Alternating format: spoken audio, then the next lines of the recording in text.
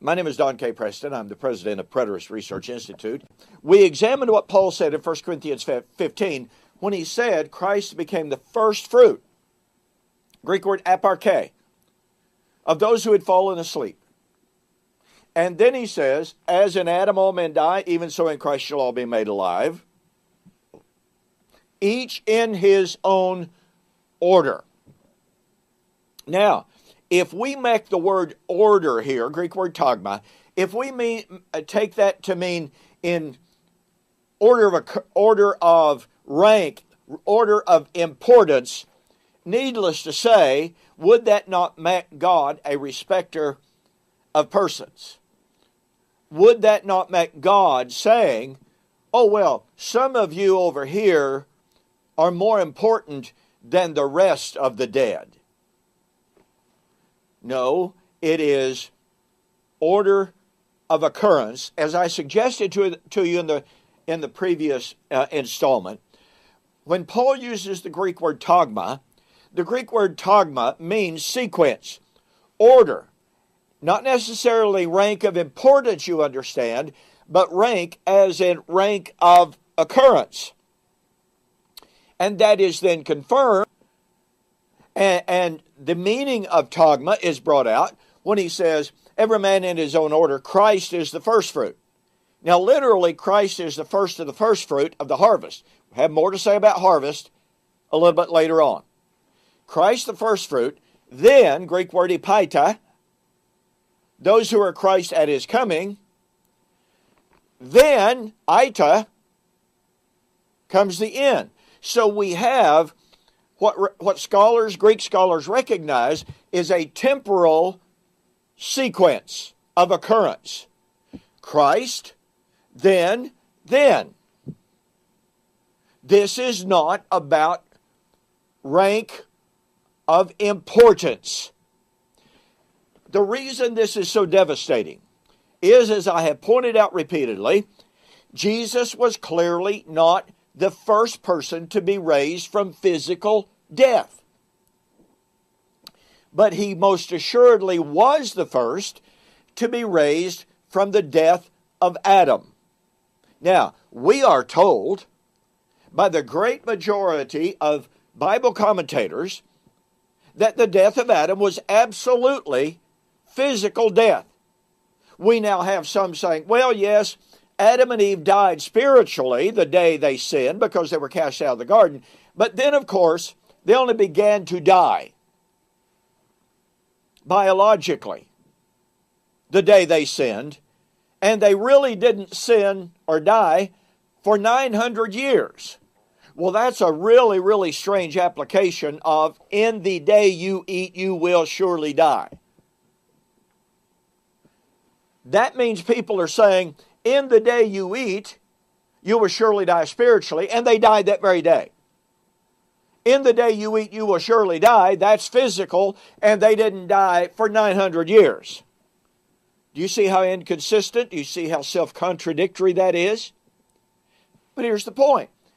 If you make Paul's discussion of the resurrection in 1 Corinthians 15 to be focused on physical death, then you have Paul unequivocally affirming that Jesus was the first to be raised from physical death, which of course is completely untenable. It's completely unhistorical. It is totally false.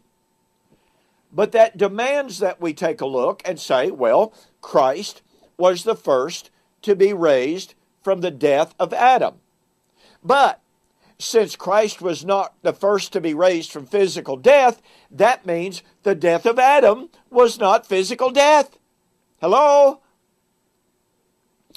And folks, what this does, it absolutely demands that we understand that in 1 Corinthians 15, while Paul most assuredly understood, believed, and affirmed the death, physical burial, physical resurrection of Jesus, the physical resurrection of Jesus, and Jesus as the first to be raised from the dead, shows us that Paul is looking beyond that physical reality. that he affirms as absolutely necessary to believe in, but he's looking beyond the physical reality to what that physical reality pointed to. Christ was the first to be raised from the death of Adam. Now, once again, anytime and every time you put the entire focus of Paul's discussion of resurrection in 1 Corinthians 15 on physical resurrection, then by necessity you are saying Jesus was the first to be raised from the dead. Well, Paul affirmed Christ was the first to be raised from the dead.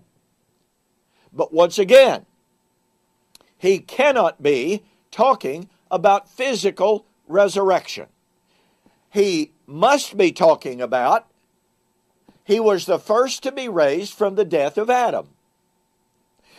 Therefore, the death of Adam that Paul is laser focused upon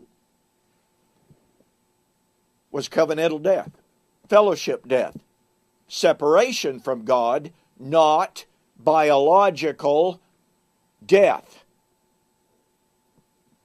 And that changes everything in 1 Corinthians 15. It means that Paul is not discussing a future raising of human corpses out of the ground. Why? Because Christ is the first fruit of the resurrection that he's talking about. Then, epaita, in their proper temporal sequential order, those who are Christ. Well, those who are Christ would follow Christ in his resurrection, of which he was the first. But his resurrection, of which he was the first, was not physical. Therefore, those who would follow Christ in his resurrection, since his resurrection, being the first fruit, cannot be physical, that means that those who are Christ at his coming, Paul's not talking about a physical resurrection of those who are Christ being raised at his coming.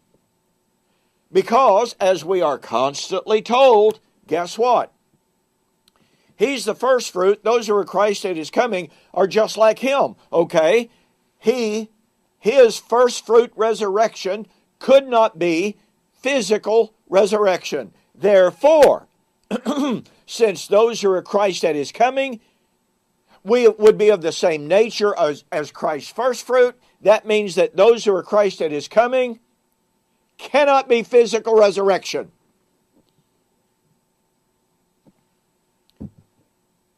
And that will be proven by an examination of what Paul continues to say when he says, then comes the end. Christ the first fruit. Those who are Christ at his coming, then comes the end. But folks, for the moment, you simply must catch the power of Paul's affirmation that Christ was the first to be raised from the dead.